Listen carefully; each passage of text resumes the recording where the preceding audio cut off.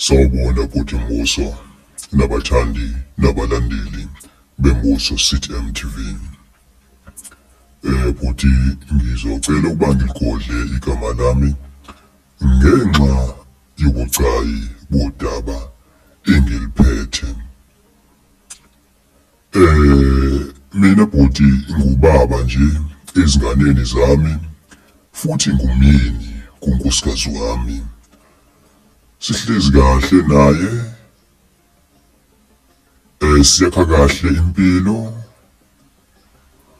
Inkinga-ke bhuti wami iqala la, okusho ukuthi ngesikhathi ngingekaganwa kwakunomunye usisi engangibonisana naye futhi senza kahle kakhulu ngakwezothando. Engangokuba izifiso zethu kwakuwukuthi sigcine mina naye siganene, sakhe impilo ndawonye, sikhulise izingane ndawonye. Shuthi sathi-ke sisathandana kanjalo bhuti, kwaqhamuka insizwa yangaphesheya kwalesigodi engisakhele. Nokuyinsizwa-ke engiyaziyo, nengicabanga ukuba le nsizwa yayazi ukuthi mina nosisi lona sasinento ehlanganisa. Hhayi-ke shuthi-ke bhuti-ke lusisi lona aganwe, engisale mina ngincele izithupha. Kodwa-ke into bhuti eyizange yenzeke ukuthi usisi lo sihlukane naye. Saqhubeka sajola njengoba sasijola since ebesiganile. Okusho ukuthi-ke bhuti ukuqhubeka kwethu mangaba sithandana ekubeni eganile, ngoba eganwa wayesewumuntu owayeseyijiji, ngoba ngangimhlonipha kakhulu. Ngangafuni ukuthi abheke kabi emphakathini. Engimhlonipha nanokuthi ngangifisa ukuthi ngithi mangimngenisa emagcekeni kababa ngingenise umuntu ongakalowodwa, nami engakamthinti, angene nje esaklini.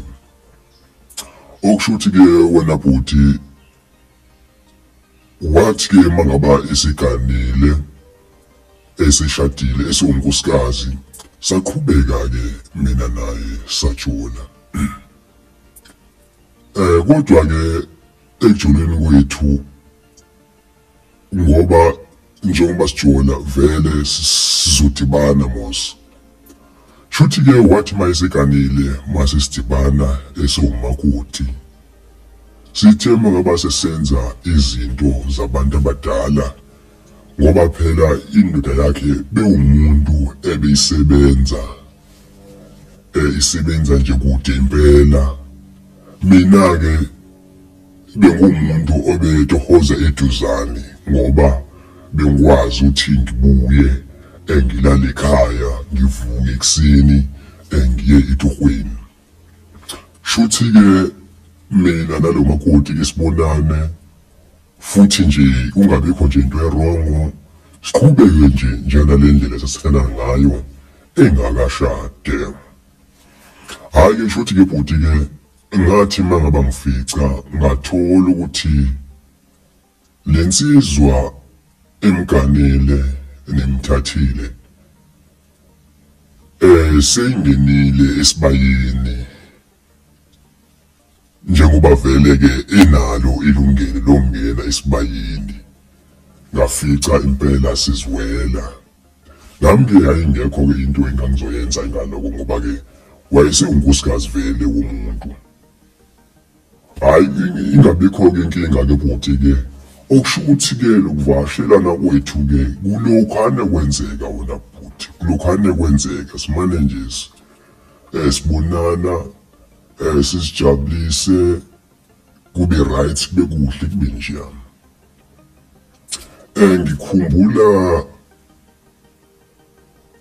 kwakuNovember bhuti nje eya ekupheleni.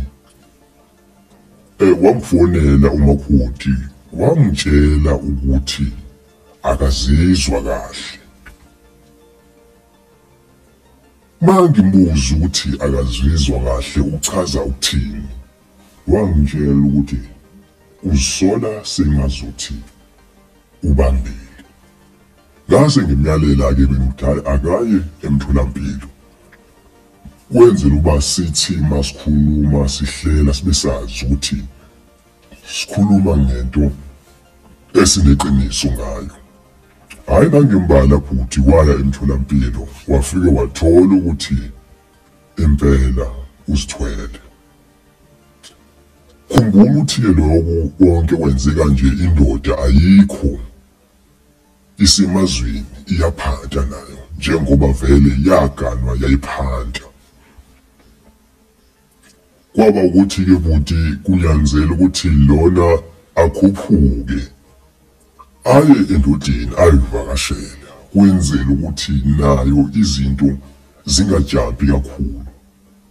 Hhayi nangembala-ke wenyuka-ke umakoti wawavakashela indoda yakhe futhi akho lutho-ke into eyasolisa ngisho ingane isizelwe. Inkinga-ke bhuti-ke njengoba lo mntwana lo samthola asigcinanga kuyena kuphela, mina nalo makoti sesize sinezingane eziyi-3. Ingane nje yona leyokuqala ngikhuluma nje ineminyaka eyi-12, eyelamayo ineminyaka elithuba oku-9, uzothi eyokugcina ineminyaka emi5. Nami kwelinye isayidi-ke bhuti njengoba nami sengaganwa nginazo ingane ezine. Eyokuqala nje ineminyaka eyi10, eyesibili ineminyaka eyi6.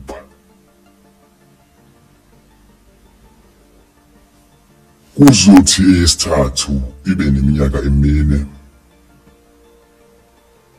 eyokugcina inonyaka nokudlekayo ngaphezulu. Inkinga-ke isilana-ke webhuti, lezi ngane lezi ezingekho emshadweni wami nezikomunye unkosikazi azikho right, aziphilile. Engangokuba sathi masikhuluma saplana ukuthi akake aye ebantwini ababonayo kulabanamanga, ngoba emtholampilo cha usizo alitholakali khona. Uma-ke eya kulabantu abanamanga bhuti bafike bamtshela ukuthi into ezokwenza ingane iziphile zibe right ukuthi zigoduke ziye ekhaya kubo la zizalwa khona.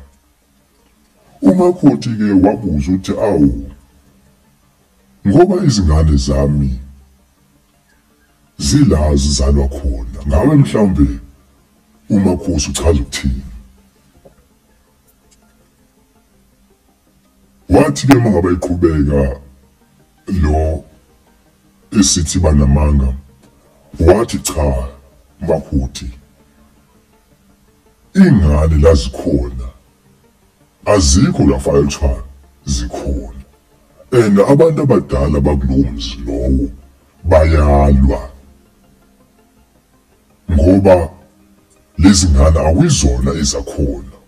Wena nje mangabe ufuna ingane zakho eziphile ukuthi uzithathe uzise ekhaya kubo lila ngempela, futhi nakhona zifike zenzelwe usiko, ngoba abantu abadala la uganelwe khona ley'ngane lezi bazokwenza noma yini kuzona ngoba zisendaweni erongo.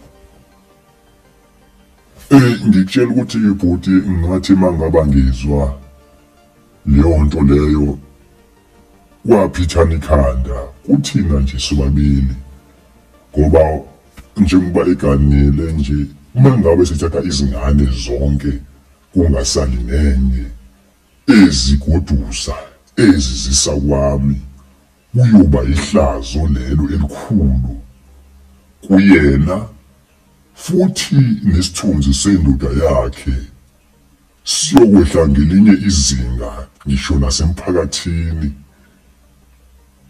Asazi ukuthi kwenzakalani mangaba umkhwenyane lo kamakoti mayizwa lolu daba ukuthi angamisa kanjani, angathatha eziphi izinyathelo, angenzani. Kuzothi kwelami isayidi nami ngiganiwe, nginonkosikazi, ayikho into erongo, ingekho nje into erongo mangaba sengiqhamuka nezingane ezisuka kunkosikazi oyedwa nakhona oganile. Uyothini? Umzwami ngeke ubhidlike yini wona?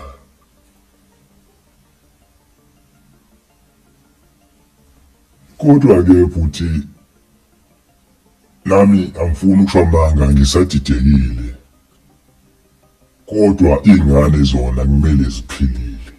Ukuthi kanjani angazi, ngoba nje ngikhumbula ukuthi ngonyaka odlule ngike ngadibana nomuntu obonayo engathi nje ngizihambela ngihamba nezinye insizwa, ayi wangibheka lo muntu wanikela ikhanda. Uthe mayinikela ikhanda wabe esengicela ukuthi angisondele la kuyena. Bathe mabesondela bafowethu engangihamba nabo, wathi cha, le nto lena afuna ukuyisho kumina ayidinga abanye abantu ngoba into ebucayi. Hhayi nangembala baqhela abafowethu engangihamba nabo angitshele lo muntu ukuthi yazi ndoda, kunengane zakho ezingaphandle futhi zike endaweni erongo lezi ngane zakho. Uyefunakala ukuthi le ngane zakho zibuye ziye ekhaya kini ziyokwenzelwa umcimbi, zaziwe amadlozi akini ngoba la zikhona aziphephanga. Kanti futhi uma ukuziba lokhu iminyaka yakho yokuphila izoncipha.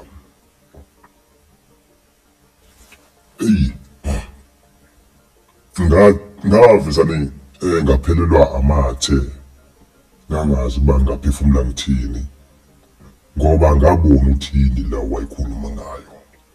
Lathi nje lami hayi ngiyezwa makhosi, ngizoke ngizama ukuthi ngilungise indlela zami, ngamshiya kanjalo.